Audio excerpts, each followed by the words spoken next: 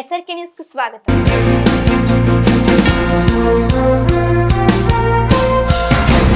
కార్యకర్తల బలం ఉన్న పార్టీ బీజేపీ పార్టీ అని ఆ పార్టీ రాష్ట్ర అధ్యక్షుడు పురంధేశ్వరి అన్నారు. గుంటూరు రూరల్ మండలం లాల్పురంలోని బీజేపీ జిల్లా కార్యాలయంలో గురువారం బీజేపీ కిసాన్ మోర్చా రాష్ట్ర కార్యవర్గ సమావేశం జరిగింది.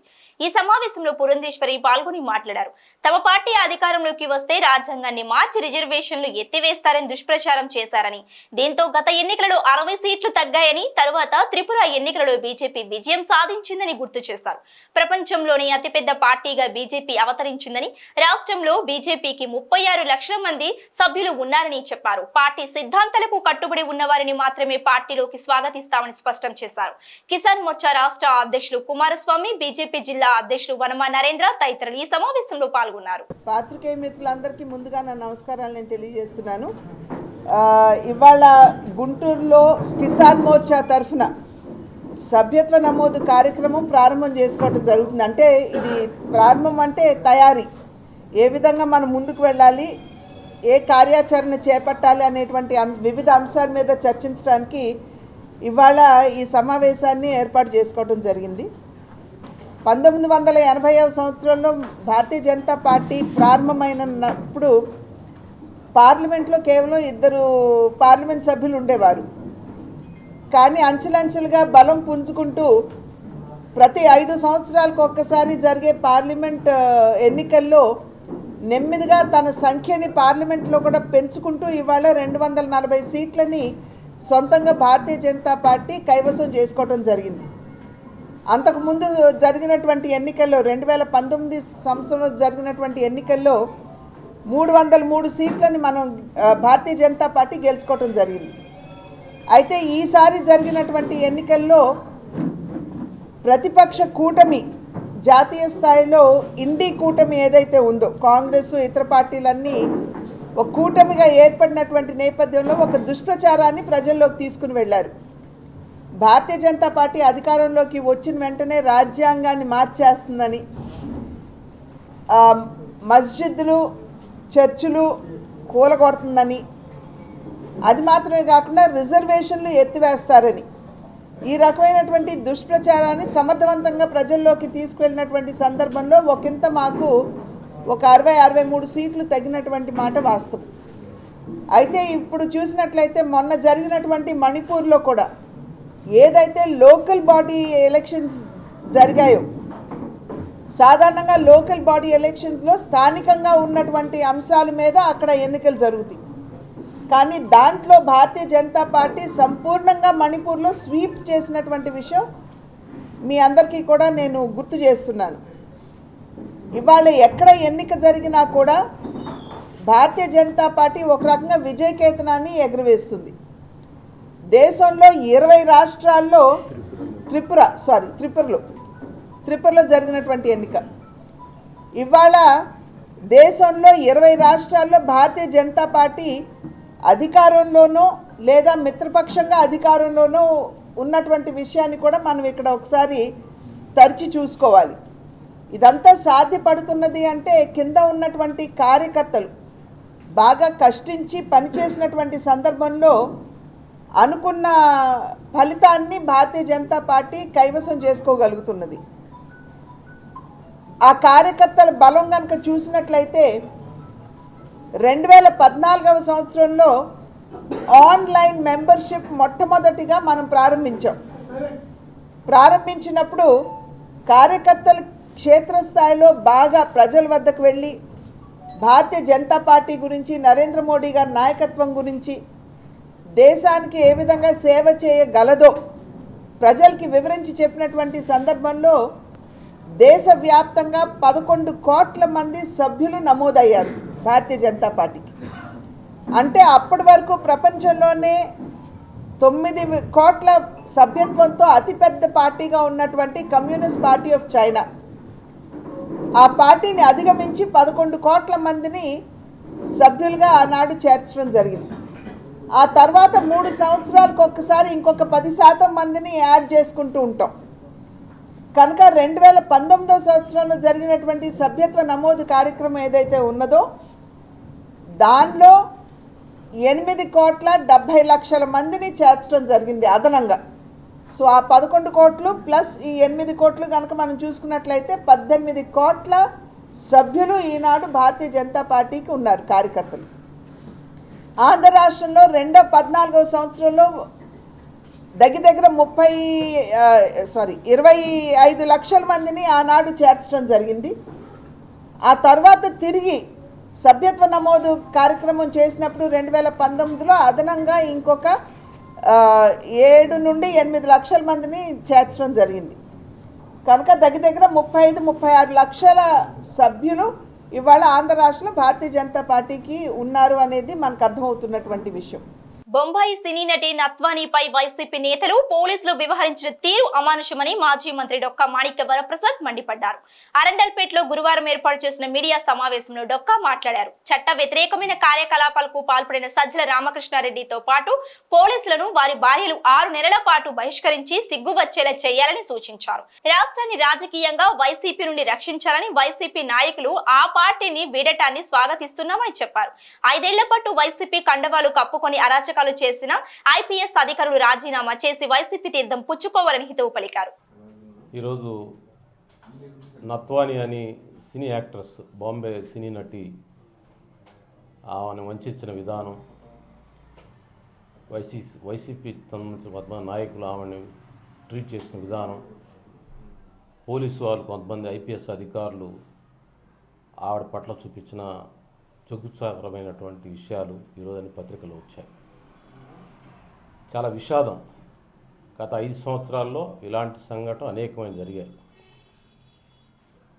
వీటన్నిటికి కారణం వైసీపీలో ఉన్నటువంటి హైకమాండ్ పెత్తనం చేసిన ముఖ్యమంత్రి గారు, ఆయన కుడి ఎడమగా ఉన్నటువంటి బాధ్యత వహించాలి. డైరెక్ట్గా ఆ నత్వాని అనే ఆ యాక్టర్ని బాంబే నుంచి వాళ్ళ తల్లిదండ్రుల సభ కిడ్నాప్ చేసుకొని విజయవాడ తీసుకొచ్చి టార్చర్ చేసి హింసించి మరి ఆ అమ్మాయి దగ్గర ఆస్తులు రాయించుకొని దొంగ సంతకాలు పెట్టించుకొని మరి సజ్జల గారి మాట మీద ఇంత దుర్మార్గం చేశారంటే వాళ్ళు ఇంక ఎన్ని ఘోరాలు చేసి ఉంటారో ఒకసారి ఊహించండి. నేను గత కొంతకాలంగా చెప్తా ఉన్నా, వైసీపీలో జరుగుతున్న నేరాల ఘోరాలన్నిటికీ కూడా సజ్జలే సృష్టికర్త అని చెప్తా ఉన్నాను నేను. దానికి ఇది ప్రత్యక్ష ఉదాహరణ. అతను క్రిమినాలజీ ప్రొఫెసర్. అతను పాపం ఆ అమ్మాయి ఎక్కడో బాంబేలో ఉంటుంది.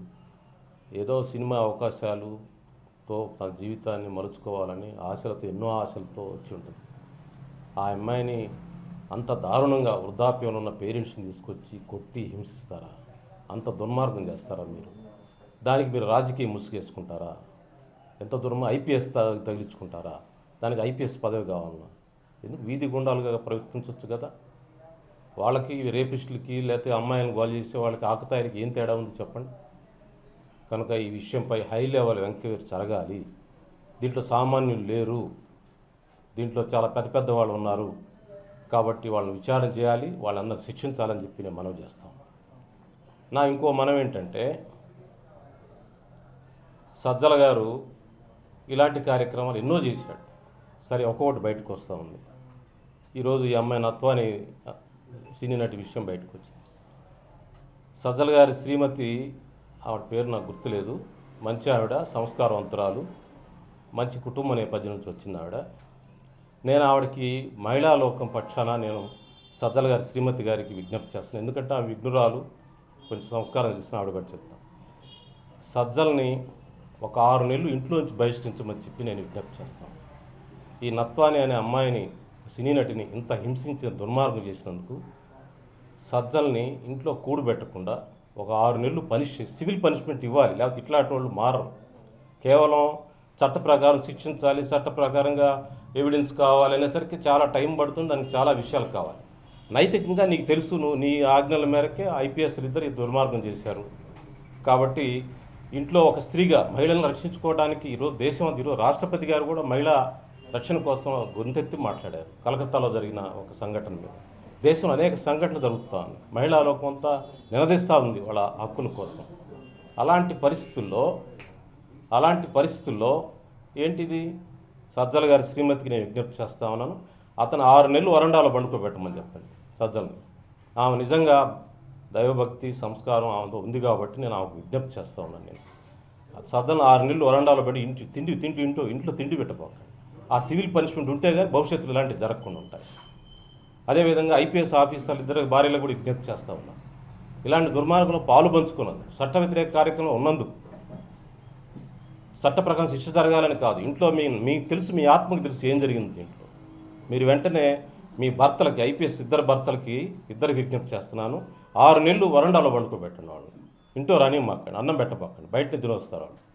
అలాంటి పనిష్మెంట్ రాకపోతే మహిళలకు ఎట్లా రక్షణ ఉంటుంది? ఒక ఉన్నత స్థానాల్లో ఉన్నవాళ్ళే మహిళల మీద ఇలాంటి అఘాయిత్యాలు చేస్తే ఇంకెవరు రక్షించాలనుకుంటున్నా? ఆంధ్రప్రదేశ్ అంటే ఇంత భయపెట్టాలనా? ఇలాంటి దుర్మార్గాలు జరుగుతాయి ఆంధ్రప్రదేశ్లో. గత 5 ఏళ్ళు ఇంకెన్ని జరిగాయో, సజ్జల నాయకులతో ఎన్ని ఘోరాలు నేరాలు జరిగాయో ఒక్కొక్కటి బయటకు వస్తాయి త్వరలో. ఈరోజు ఆ పార్టీలో ఉండలేక మోపిదేవి వెంకటరమణ గారు, బీదా మస్తానరావు గారు, అదేవిధంగా పోతుల సునీత గారు బయటకు వస్తూ ఉన్నారు. వాళ్ళని స్వాగతిస్తూ ఉన్నాను. అలాంటి దుర్మార్గం పట్ల ఉండకుండా బయటకు వస్తున్నందుకు, ఉండలేక బయటకు వస్తాం. వాళ్ళకి ఎంత అవమానం జరిగిందో నాకు తెలుసు, వాళ్ళకి తెలుసు, నాకు తెలుసు. జాతీయ రహదారులపై 5 పదులు దాటిన వృద్ధులే లక్ష్యంగా చేసుకుని చోరీలకు పాల్పడుతున్న యువకుని పెదకాకాని పోలీసులు అరెస్టు చేశారు. ఈ మేరకు north DSP Muralikrishna Pedakakani station లో గురువారం మీడియా సమావేశాన్ని ఏర్పాటు చేసి కేసుకు సంబంధించిన వివరాలను వెల్లడించారు. ఫాతిమా నగర్ కు చెందిన సుబ్రహ్మణ్యం చెడు అలవాట్లకు బానిసగా మారి సులువుగా సంపాదించాలని చోరీలు చేస్తున్నాడని చెప్పారు. ఇలా చోరీ చేసిన ఆభరణాలు, నగదు మొత్తం కలిపి 2,60,000 రూపాయలను నిందితుడిని స్వాధీనం చేసుకున్నట్లు చెప్పారు. సిఐ నారాయణ స్వామి, వారి సిబ్బంది సమావేశంలో పాల్గొన్నారు. ఒక ముద్దాయి కురిచేటి సుబ్రహ్మణ్యం అనే వ్యక్తిని అనుమానం మీద అరెస్ట్ చేశారు. అరెస్ట్ చేసిన దాని మీద అతను ఇచ్చినటువంటి కన్ఫెషన్ స్టేట్మెంట్ ప్రకారం అతని దగ్గర నుండి బ్రాడీపేట అశోక బ్యాంకర్స్ భరత్ జైన్ అనే మార్వాడి షాప్ దగ్గర నుండి అతని దగ్గర గోల్డ్ 2 కేసుల్లో మొత్తం నల్లపాడుకి సంబంధించిన కేసు, అలాగే భవానీపురానికి సంబంధించిన కేసు, ఈ 2 కేసుల్లో ప్రాపర్టీ, అలాగే పెదకాకానికి సంబంధించినటువంటి 3 కేసుల్లోనూ అతని దగ్గర నుండి చోరీ సొత్తుని స్వాధీనం చేసుకోవడం జరిగింది. ఇతన్ని ఇంట్రాగేట్ చేస్తే అతను గతంలో కొన్ని కేసుల్లో ముద్దాయిగా ఉన్నాడు. అలాగే గత సంవత్సరం నుండి కూడా 8 నెలల నుండి దాదాపుగా 30 కేసులు ఒకే తరహా నేరాలు చేసినట్లుగా అతను నేరం ఒప్పుకున్నాడు. ఇతని గురించి పరిశీలించినట్లయితే ఇతను ఈ ఓల్డ్ ఏజ్డ్ దాదాపు 50-70 సంవత్సరాల వయసు ఉన్నటువంటి వ్యక్తులు, వెళ్ళిపోతున్నటువంటి వ్యక్తుల్ని ఇతను టార్గెట్ చేస్తాడు. టార్గెట్ చేసి వాళ్ళ వెనకాల ఫాలో అయ్యి వాళ్ళని ఆఫ్ చేసి, నా ఏటీఎం కార్డు పడిపోయింది, లేదంటే పర్స్ పడిపోయింది, మీరు తీయడం నేను చూశాను, మీ దగ్గర ఉన్న ఏటీఎం కానీ పర్స్ కానీ చూపించండి అని చెప్పి అడుగుతాడు. వాళ్ళ పర్సు ఏటీఎం తీసి చూపించిన నేపథ్యంలో వాళ్ళ దగ్గర నుండి ఆ వస్తువులు లాక్కుని తీసుకుని పారిపోవడం, లేదనుకుంటే వాళ్ళు ఇవ్వకపోతే వాళ్ళకి భయపెట్టి బెదిరించి కత్తి చూపించడం కానీ ఇలాంటి ఇంకో విధంగా కానీ రకరకాల విధంగా భయపెట్టి వారి నుండి గోల్డ్, క్యాష్, ఏమైతే వాల్యుబుల్స్ ఉంటావో అవన్నీ కూడా దోపిడీ చేసి పారిపోతాడు. ఆ విధంగా ఇతను దాదాపు 25 నుండి 30 కేసులు చేసినట్లుగా ఒప్పుకున్నాడు. అందులో వాటిని పరిశీలించినట్లయితే ఇతను నల్లపాడులో ఒక 7.9 గ్రాములు రింగు దొంగిలించినట్టుగా అతను నేరం ఒప్పుకున్నాడు. దాన్ని పరిశీలించినట్లయితే నల్లపాడులో ఎఫ్ఐఆర్ రిజిస్టర్ అయినట్లుగా ఉంది. అలాగే భవానీపురం విజయవాడ సిటీలో కూడా 16 గ్రాములు బరువు ఉన్నటువంటి ఒక గోల్డ్ చైన్ దొంగిలించినట్లుగా అతను నేరాన్ని అంగీకరించాడు. అది కూడా ఆ వస్తువుని స్వాధీనం చేసుకోవడం జరిగింది ఈ మార్వాడి దేశం నుండి. అలాగే పెదకాన్యాకానికి సంబంధించి 16/6/2024 ఆటోనగర్లో ఒక చోరీ చేశాడు. ఈ విధంగా భయపెట్టి వారి దగ్గర నుండి 1,00,000 రూపాయలు క్యాష్ దొంగిలించాడు. అదేవిధంగా 31/7/2024 ఇది కూడా ఆటోనగర్లోనే Nexus showroom back side plant జరిగింది. ఇందులో కూడా 4,00,000 రూపాయలు క్యాష్ని బలవంతంగా పట్టుకుపోయినట్టుగా ఇతను అంగీకరించడం జరిగింది. అదేవిధంగా ఈ నెల 22/8/2024 కూడా ఒక నేరం చేశాడు. అందులో 5,660 రూపాయలు దోపిడీ చేసినట్లుగా అతను అంగీకరించడం, అందులో కొంత ప్రాపర్టీని కూడా సీజ్ చేయడం జరిగింది. ఈ ముద్దాయి నుండి ఈ నల్లపాడు ప్రాపర్టీ, భవానీపురం ప్రాపర్టీ, అలాగే పెదకాకానికి సంబంధించినటువంటి ప్రాపర్టీ, అందులో గోల్డ్, అలాగే దాదాపు 2,60,000 రూపాయలు క్యాష్ని అతని నుండి స్వాధీనం చేసుకుంది. ఇతనికి పట్టాభిపురం పోలీసులో రౌడీ షీట్ ఉంది. అరెస్ట్ చేసి రిమాండ్కి పంపిస్తున్నాము. ఇతని మీద నిఘా ఉంచడం కోసం పట్టాభిపురం పోలీసులు కూడా ఇంటిమేషన్ ఇవ్వడం జరుగుతుంది. సెప్టెంబర్ 8న బృందావన్ గార్డెన్స్ లోని ఎన్టీఆర్ స్టేడియంలో zonal body building championship, state level kettlebell championship పోటీలు జరగనున్నాయి. గుంటూరు జిల్లా fitness body builders association body building championship ని, ఆంధ్రప్రదేశ్ గిరవై sports association kettlebell sports championship ని నిర్వహిస్తున్నాయి. ఈ మేరకు గుంటూరు జిల్లా fitness body builders association president, మాజీ మంత్రి ఆలపాటి రాజా గురువారం పోటీలకు సంబంధించిన బ్రోచర్లని ఇన్నర్ రింగ్ రోడ్ లోని క్యాంపు కార్యాలయంలో ఆవిష్కరించారు. అనంతరం ఆలపాటి మాట్లాడుతూ గుంటూరు కేంద్రంగా పోటీలు జరగడం శుభ పరిణామమని, జిల్లా పేరు ప్రతిష్టలు పెంచేలా పోటీలు నిర్వహించాలని ఆకాంక్షించారు. గుంటూరు జిల్లా fitness body builders association secretary Naga Gautam, kettlebell association రాష్ట్ర కార్యదర్శి MD Javid Ahmed, physiotherapist doctor Satish Kumar, Abhishek Raj Kumar తదితరులు బ్రోచర్ ఆవిష్కరణ కార్యక్రమంలో పాల్గొన్నారు. 8 సెప్టెంబర్ 2024లో ఎన్టీఆర్ స్టేడియంలో జోనల్ బాడీ బిల్డింగ్ ఛాంపియన్షిప్ 7 కేటగిరీలుగా 55 నుంచి 75 వరకు కూడా ఒక కాంపిటీషన్ని కండక్ట్ చేస్తూ ఉన్నారు. అదే సందర్భంలో స్టేట్ లెవెల్లో కెటిల్ బెల్ ఛాంపియన్షిప్ని కూడా కండక్ట్ చేస్తూ ఉన్నారు ఇదే ఆవరణలో. ఈ రెండు కూడా ప్రత్యేకంగా వీళ్ళందరూ కూడా ఎవరైతే స్నాప్ జిమ్ వారి ఆధ్వర్యంలో జోనల్ లెవెల్లో, అదేవిధంగా స్టేట్ లెవెల్లో గుంటూరు పట్టణంలో ఎన్టీఆర్ స్టేడియంలో ఈవెంట్స్ నడపడం అనేది చాలా సంతోషం. మనందరికీ తెలుసు physical fitness is more priority for survival of a human being. అంతేకాకుండా మనందరికీ తెలిసిన సామెత, ఎ sound body is a sound mind. ఆ రకమైన నేపథ్యంలో దేహదారుఢ్యాన్ని అందంగా చూపే విధానం, దేహాన్ని అందంగా ఉంచుకోవటమే కాకుండా ఒక ఫేస్ అనేది కాకుండా కూడా ఎంటైర్ బాడీ స్ట్రక్చర్ని కూడా దేహదారుఢ్యం ద్వారా, ఈ బాడీ బిల్డింగ్ ద్వారా ఎక్స్పోజ్ చేసి కాంపిటీషన్స్ని కండక్ట్ చేయటం అనేది చాలా సంతోషం. అంతేకాకుండా కెటిల్ బెల్ని కూడా స్టేట్ లెవెల్ ఛాంపియన్షిప్ని ఇక్కడ నడపడం అనేది సంతోషం. అందరు కూడా యంగ్స్టర్స్, వీళ్ళు ఫస్ట్ టైం ఈ కార్యక్రమాన్ని నా ద్వారా ఈ కార్యక్రమాన్ని జరుపుకోవటం అనేది చాలా సంతోషించే విషయం. పర్ఫెక్ట్గా ఎక్కడ కూడా పొరపాట్లు లేకుండా ఎవరు కూడా పార్టిసిపెంట్స్ కానీ, విన్నర్స్ కానీ, లూజర్స్ కానీ ఇక్కడ కాంపిటీషన్స్ అంటే కాంపిటీషన్స్ లాగా జరిగినాయి. ఎక్కడ కూడా పార్షియాలిటీ లేదు, ఎలాంటి ప్రాబ్లమ్స్ లేకుండా వచ్చిన వాళ్ళందరినీ ఆదరించే విధంలో కానీ, వాళ్ళని హోస్ట్ చేసే విధంలో కానీ, ఇవన్నీ కూడా ఎప్పుడు కూడా మనం చాలా కేర్ఫుల్గా ఉండాలి. ఈ టీము అందరూ కూడా సమర్థులు, 10 మందితో పరిచయం ఉన్నవాళ్ళు. They are having very good public relations with the society. So we are confident that this event will be going to success అని చెప్పి నేను అనుకుంటాను. రాష్ట్ర ప్రజలందరికీ శుభోదయం అండి. ఈ రోజున మనం కెటిల్ బెల్ మరియు బాడీ బిల్డింగ్ ఛాంపియన్కి సంబంధించిన పోస్టర్స్ ఈరోజు ఆలపాటి రాజా గారి ద్వారా రిలీజ్ చేయించడం జరిగిందండి. సెప్టెంబర్ 8వ తారీఖున ఆదివారం రోజు ఎన్టీఆర్ స్టేడియం గ్రౌండ్స్లో మనం అద్భుతంగా ఈ కార్యక్రమాన్ని నిర్వహించబోతున్నాము. సో దీనికి సీనియర్ ట్రైనర్స్ అయిన జావీద్ గారు అట్లాగే గౌతమ్ గారి ఆధ్వర్యంలో ఈ కార్యక్రమం జరగబోతుంది. సో చాలామంది స్పాన్సర్స్ దీనికి ముందుకొచ్చి దీన్ని విజయవంతం చేయడానికి ప్రయత్నం చేస్తున్నారు. సో ఫస్ట్ టైం ఇది మన స్టేట్లో ఇలాగా ఒక జోన్ లెవెల్లో బాడీ బిల్డింగ్ కాంపిటీషను, అట్లాగే స్టేట్ లెవెల్లో కెటిల్ బెల్ కాంపిటీషను జరగటం అనేది మనకి గుంటూరుకి చాలా గర్వకారణం.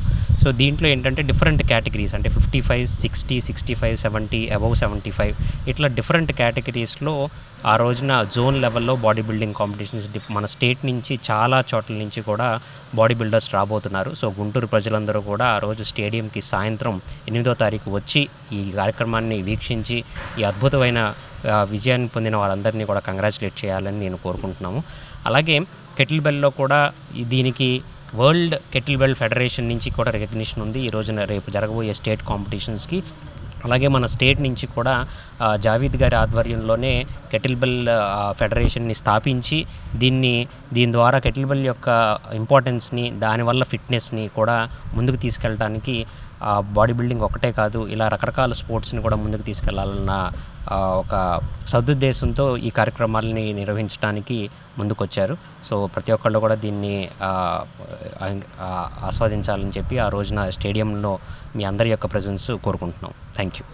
వైసీపీ హయాంలో తాము తీవ్రంగా నష్టపోయామని బ్రహ్మరా టౌన్షిప్ అధినేత గల్లా రామచంద్రరావు ఆవేదన వ్యక్తం చేశారు. గురువారం గుంటూరులో రామచంద్రరావు మీడియాతో మాట్లాడారు. కొన్ని పత్రికలు, ఛానళ్లు పని కట్టుకుని ఎమ్మెల్యే భర్త అని తనపై దుష్ప్రచారం చేస్తున్నాయని ఆగ్రహం వ్యక్తం చేశారు. తన భార్య ఎమ్మెల్యే కాకముందు నుండే తాను వ్యాపారాలు చేస్తున్నామని, బ్రహ్మరా టౌన్షిప్ లో అనేక చోట్ల వెంచర్లు వేశామని చెప్పారు. పిడుగురాలలో చల్లా రమేష్ వద్ద భూమిని కొనుగోలు చేశామని, వెంకట్రావుతో తనకు ఎటువంటి సంబంధం లేదని స్పష్టం చేశారు. తమ వెంచర్లో రోడ్లు ధ్వంసం చేసిన వారిపై గతంలో కేసులు పెట్టినా పట్టించుకోలేదని ఫైర్ అయ్యారు. శ్రీ బ్రహ్మరా టౌన్షిప్స్ 2015లో నేను ప్రారంభించి అంచెలంచెలుగా అంటే 1 ఎకరం లేఅవుట్తో మొదలుపెట్టాం. 5 ఎకరాలు, 10 ఎకరాలు, 100 ఎకరాలు, 150 ఎకరాలు, అంటే బాగా కష్టపడతా వివిధ రకాల ఏరియాల్లో మంచి అప్రూవ్డ్ లేఅవుట్లు మాత్రమే చేస్తూ కంప్లీట్గా అన్ని అప్రూవల్స్ తోటి ప్రాజెక్టులు చేస్తూ లాభవండుగా ఉంటూ డెవలప్ అవుతూ ఎదుగుతూ వచ్చిన సంస్థ ఇది. అయితే ఈ సంస్థ మీద దాంట్లో ఇవాళ కొత్తగా ఎమ్మెల్యే భర్తగా 3 నెలల నుంచి మాత్రం ఎమ్మెల్యే భర్త అనేది తప్ప వ్యవస్థ మొత్తం మేము తయారు చేసుకుంది శ్రీ బ్రహ్మరా టౌన్షిప్స్ ఎండీగా, సీఎండీగా మాత్రమే నేను సమాజానికి బాగా తెలుసు. ఈరోజు వ్యాపారపూర్వకంగా మా మీద కొన్ని ఆరోపణలు రావడం వల్ల దాన్ని రాజకీయంగా మలుపుతున్న సందర్భంలో పాత్రికేయ మిత్రులందరికీ, మీ ద్వారా ప్రజలందరికీ, సమాజానికి మేము తెలియజేద్దాం అనుకుంటున్నాం కాబట్టి విషయాన్ని మీ ముందు రావడం జరిగింది. అయితే ఇవాళ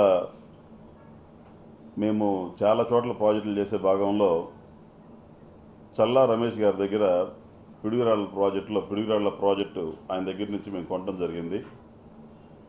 మాకు జనరల్గా ల్యాండ్ ఎక్విజిషన్స్ రకరకాల లొకేషన్స్లో కొంతమంది వ్యక్తులు మాకు ల్యాండ్లు ప్రొక్యూర్మెంట్ చేసి ఒక్కొక్క ప్రాజెక్టులో 50-60 మంది రైతులు ఉంటారు, 100 మంది రైతుల దగ్గర ఉంటారు. కొంతమంది చిన్న చిన్న వాళ్ళు అయితే ఎకరం వాళ్ళు అయితే మరి ఎక్కువ మంది ఉంటారు, 5 ఎకరాలు 10 ఎకరాల వాళ్ళు అయితే తక్కువ మంది ఉంటారు. అలా ల్యాండ్లు ఎక్వైర్ చేసి వాళ్ళు అగ్రిమెంట్లు రాయించుకోనో లేదా రిజిస్ట్రేషన్ చేయించుకోనో లేదంటే తాకట్లు పెట్టో ఓవరాల్గా వాళ్ళు మా ప్రాజెక్టులు అమ్మి ప్రాజెక్టు మనం మార్కెటింగ్ చేయడం ద్వారా వచ్చే డబ్బులతో వాళ్ళ డబ్బులు కట్టి వాళ్ళ చేత మనం ల్యాండ్లో రిజిస్ట్రేషన్ చేయించుకుంటూ వెళ్తూ ఉంటాం. మనకి చేయిస్తూ ఉంటారు వాళ్ళు. ఈ చేయించే క్రమంలో ఈ పిడుగురాళ్ళలో ఏదైతే మా ప్రాజెక్ట్ ఉందో ఆ ప్రాజెక్టులు 60 ఎకరాలు చల్లా రమేష్ గారి దగ్గర కొనడం జరిగింది. ఆయన సుమారుగా 10 మంది దగ్గర 8 మంది దగ్గర డబ్బులు ఆయన ఎక్వైర్ చేసేసారు. 2015లో ఆయన మొదలుపెట్టారంటే ఎక్వైర్ చేయడం. 2022లో 2022 ఆఖరిలో 23 స్టార్టింగ్లో మాకు పొలం అమ్మినప్పుడు ఆయన మాకు తెలియజేసిన విషయం ఏంటంటే, కొంతమంది దగ్గర అగ్రిమెంట్లు చేసుకొని ఉన్నాం, కొంతమంది దగ్గర మేము ల్యాండ్ కొనుగోలులో భాగంగా డబ్బులు అవసరమయ్యి కొంతమంది జనచైతన్య వాళ్ళ దగ్గర, అలాగే కొంతమంది పిడుగురాళ్ళు ఉన్న వైశాస్ దగ్గర, ఈ కమ్మ వెంకటరావు గారి ఆయన దగ్గర, ఇలా కొంతమంది దగ్గర వడ్డీకి తీసుకొని వాళ్ళ పేరున పొలాలు రిజిస్ట్రేషన్ చేసి ఉన్నాయి. అవన్నీ కూడా మనకి మీ సమయానికి మీరు ఒప్పుకున్న సమయానికి మీరు ల్యాండ్ రిజిస్ట్రేషన్ చేసుకునే సందర్భంలో మేము మొత్తం రిజిస్ట్రేషన్ చేయించగలుగుతాము అని మాకు రాసుకోవడం జరిగింది. దాని ప్రకారంగా ఆయన మాటిచ్చిన దాని ప్రకారం ల్యాండ్ మొత్తం కూడా ఒక వెంకటరావు గారి తప్ప మొత్తం కూడా అందరి దగ్గర నుంచి ల్యాండ్స్ మా కంపెనీ పేరు మీద రిజిస్ట్రేషన్లు చేయించారు. కొంత పొలం ఆయన పేరు ఉన్నది రిజిస్ట్రేషన్లు ఆయన చేశారు. ఆయన వాళ్ళ డాటర్ పేరు మీద ఉన్న ఇవన్నీ కూడా మాకు రిజిస్ట్రేషన్ చేశారు.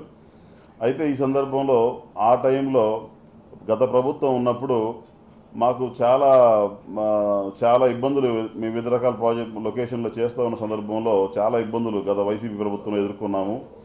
వాటిలో భాగంగా పిడుగురాళ్ళలో కూడా వైసీపీ ప్రభుత్వంలో అక్కడున్న జడ్పీటీసీ డైరెక్ట్గా మేము భారతి గారితో మాట్లాడతామనే ఒక వ్యక్తి, కావ్య రామిరెడ్డి అనే ఒక వ్యక్తి, అతని యొక్క అనుచరగణమైన లింగారెడ్డి, శివారెడ్డి మరి కొంతమంది కలిసి అప్పుడున్న ఎంఆర్ఓనో లేదా సబ్ రిజిస్ట్రార్నో వీళ్ళందరినీ అడ్డం పెట్టుకొని ఈ వెంకటరావు గారు మాకు ల్యాండ్ ఎక్కువ డబ్బులు కట్టాల్సిందే అని కేవలం 27 లక్షల రూపాయలకు ఉన్న పొలాన్ని 48 లక్షలుగా అగ్రిమెంట్ రాయించి 48 లక్షల అగ్రిమెంట్ చేసిన రిజిస్ట్రేషన్ చేసే సమయానికి మళ్ళీ 60 లక్షల ప్రకారం రిజిస్ట్రేషన్కి డబ్బులు అతను మన దగ్గర డబ్బులు డిమాండ్ చేయడం జరిగింది.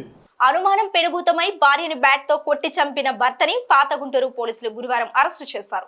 Guntur east incharge DSP Subbarao పాత గుంటూరు పోలీస్ స్టేషన్ లో నిందితుడిని మీడియా ముందు ప్రవేశపెట్టి కేసుకు సంబంధించిన వివరాలను వెల్లడించారు. ఇజ్రాయిల్ పేటకు చెందిన అంకమ్మరావు మౌనికను ప్రేమ వివాహం చేసుకున్నాడని, కొన్నేళ్ల జీవితం సాఫీగా సాగించాడని చెప్పారు. ఆ తరువాత భార్యపై అనుమానంతో మద్యం తాగి వచ్చి వేధించేవాడని అన్నారు. ఈ క్రమంలోనే మద్యం మత్తులో మౌనికపై బ్యాట్ తీసుకుని దాడి చేయడంతో చికిత్స పొందుతూ ఆమె మరణించిందని తెలిపారు. CI YV Somaiah, SI Bhagyaraju ఈ సమావేశంలో పాల్గొన్నారు. ఈ నేపథ్యంలో 27వ తారీఖున ఉదయం హాస్పిటల్ ఇంటిమేషన్ వచ్చింది మా యొక్క ఓల్డ్ గుంటూరు పోలీస్ స్టేషన్ గారికి, సోమయ్య గారికి. సోమయ్య గారు వచ్చిన దాని మీద ఆయన ఫోన్ చేసి చెప్పారు, వచ్చి అంకమరా అని అతను ఆమె భార్య అయిన మౌనికని గత రాత్రి అంటే 26వ తారీఖు రాత్రి సుమారు 11:30 గంటల సమయంలో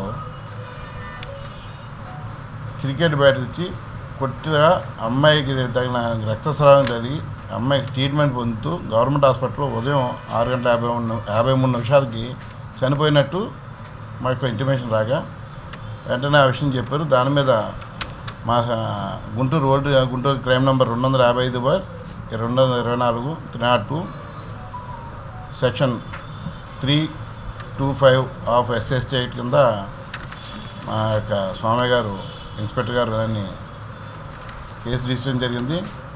దీంట్లో ఏం జరిగిందంటే గత రాత్రి 26వ తారీఖుని వచ్చి అంకమరా అన్న అతను తన భార్య మౌనికని సుమారు 11 సంవత్సరాల క్రితం అతను ప్రేమించి పెళ్లి చేసుకున్నట్లు, ఆ ఫలితంగా 3 పిల్లలు, వారికి 2 మగపిల్లలు, ఒక అమ్మాయి కూడా అతనికి కలిగినట్లు, కలిగిన తర్వాత అతని మీద ఉండే కొద్దీ ఆమె మీద లేనిపోయిన అనుమానం పెంచుకుని ఆమె యొక్క క్యారెక్టర్ మీద అతను అనుమానపడుతూ ఎవరితో లేనిపోయిన పనిచేసే చోట అమ్మాయికి పనిచేసే వ్యక్తులు అతని చోట వారితో వీరితో కానీ వారికి అక్రమ సంబంధం అంటగట్టి అందుమీద అనుమానంతో రోజు కొట్టడం అన్నీ చేస్తున్నాయంట చాలా సంవత్సరాల నుంచి. అలాగే ఇతను అంకమరా వచ్చి ఆయన క్యాస్ట్ వడ్డీరా, అమ్మాయి చనిపోయిన అమ్మాయి మౌనిక భార్య వచ్చి కులం వచ్చేసరికి అమ్మాయి మాదిగా, ఎస్సీ మాదిగా అమ్మాయి. అతను ఇచ్చిన తర్వాత ఈ కులం ఎలా అని చెప్పి కులం పేరు పెట్టి అమ్మాయిని తక్కువ పరిచి అగౌరవపరిచి తిట్టడం అన్నీ చేయటం, అమ్మాయిని మానసికంగా పెడతాం, ఇవన్నీ కూడా వాళ్ళ అమ్మగారు చెప్పి బాధపడేది. పెళ్లి చేసుకున్నాక ఇంకా లవ్ మ్యారేజ్ జాగ్రత్త పడమ్మా జాగ్రత్త చేసుకుని చెప్తాం జరిగింది. కానీ ఈ నేపథ్యంలో అనుమానం పెరిగిపోయి పెనుభూతం అయ్యి 26వ తారీఖు రాత్రి తాగి వచ్చి శుభ్రంగా ఫుల్గా అమ్మాయి తాగి వచ్చి ఫ్రైడ్ రైస్ తినమని చెప్పి పిల్లలు తెచ్చిన తినమని చెప్పి పిల్లలు పెట్టారు. తర్వాత భార్యను తినమంటే ఆయన తినకుండా నేను తిన్న పడుకుంటుంటే అమ్మాయిని లాగిపెట్టి కొట్టి అమ్మాయిని లేపి ఎందుకు తినమని చెప్పి అమ్మాయిని కోపంతో పీకి పట్టుకుని పిసికి గోడకు నొక్కి అదిమి పెట్టి తర్వాత ఆ పక్కన ఉన్న ఈ యొక్క ఇరిగిపోయిన క్రికెట్ బ్యాట్, చిన్నపిల్లల బ్యాట్ ఉన్నది క్రికెట్ బ్యాట్, దాంతో అమ్మాయిని విపరీతంగా కొట్టేటప్పటికి అమ్మాయికి రక్తం గాయింది గొంతు దగ్గర, తల మీద, తల వెనక కొట్టేటప్పటికి విపరీతం కొట్టేటప్పటికి అమ్మాయి అక్కడే చాలా వరకు ఇచ్చేది ఈ అమ్మాయికి గిరగలాడుతుంది. అక్కడ పసిపాళ్ళు అమ్మాయి కుర్రాడు అంట, పెద్ద కుర్రాడు అఖిల అని అతను కుర్రాడు, అక్కడ పిల్లలు కూడా అక్కడే పడుకున్నారు. పెద్ద కుర్రాడు కొద్దిగా 10 సంవత్సరాల కుర్రాడు అబ్బాయిని కొట్టడాన్ని చూశాడు. వాళ్ళ తండ్రి కొడుతుంది చెప్పకపోతే భయపడిపోయి అబ్బాయి వాళ్ళ అమ్మమ్మని పిలుస్తాను పరిగెట్టుకు వెళ్ళాడు. ఆ పక్కన దగ్గరలో నా అమ్మమ్మ గారింటికి వెళ్ళి మా తల్లిని కొడుతున్నాడు మా అమ్మమ్మ రమ్మ అని చెప్పి తీసుకెళ్ళాడు. అమ్మాయి వచ్చేసరికి ఈ అబ్బాయి రక్తమాల పడుతుంది. ఆ అబ్బాయికి ముద్దాయి పారిపోయాడు అక్కడి నుంచి. ఈ అమ్మాయి కంగారు పడి వాళ్ళ అమ్మ ఈ యొక్క మౌనిక తల్లి అమ్మాయిని ఇమ్మీడియట్గా అక్కడ ఆటోలో వేసుకుని గవర్నమెంట్ హాస్పిటల్ తీసుకెళ్ళి గవర్నమెంట్ హాస్పిటల్ జాయిన్ చేసింది. డాక్టర్ గారు ట్రీట్మెంట్ చేస్తూ సుమారు 11:30 టైంకి వెళ్ళింది. జాయిన్ చేశారు. మార్నింగ్ దాకా ట్రీట్మెంట్ చేశారు కానీ ఇంకా అమ్మాయి ట్రీట్మెంట్ పొందుతూ ఉదయం 6:53 చనిపోయింది. దీనికి కారణం ఏంటంటే నా భర్త హింసించడం వలన అమ్మాయిని కొట్టడం వలన కూడా ఇవన్నీ కూడా జరిగినాయి. ఈ విషయంలో అన్నీ యాక్షన్ తీసుకుని అన్నీ చేశారు. దీనికి ముఖ్యంగా మా ఎస్పీ గారు అయిన శ్రీ ఎస్ సతీష్ కుమార్ ఐపీఎస్ గారు ఉత్తర ప్రకారం గుంటూరు జిల్లా ఆఫీసర్ ప్రకారం ఇమీడియట్గా రెస్పాండ్ అయ్యి మా టీము ఎస్ఐఆర్ భాగ్యరాజు గారు మరియు వాళ్ళ స్టాఫ్ ఎస్ఐఆర్ ఇన్స్ట్రక్షన్ ప్రకారం అన్నీ కూడా చేసి ఆ ముద్దాయి పారిపోతే అని పట్టుకుని మొత్తం అటు తిరిగి మొత్తం వెతికి నిన్న ఈవినింగ్ మన బస్టాండ్ సెంటర్ అక్కడ వెళ్తే వారిని తీసుకుని అరెస్ట్ చేయడం జరిగింది. కస్టడీ తీసుకుని అరెస్ట్ చేసి మనం ఈరోజు మన మేజిస్ట్రేట్ దగ్గర ప్రొడ్యూస్ చేయడం జరుగుతుంది. ఈ వార్తలు ఇంతటితో సమాప్తం. నమస్కారం.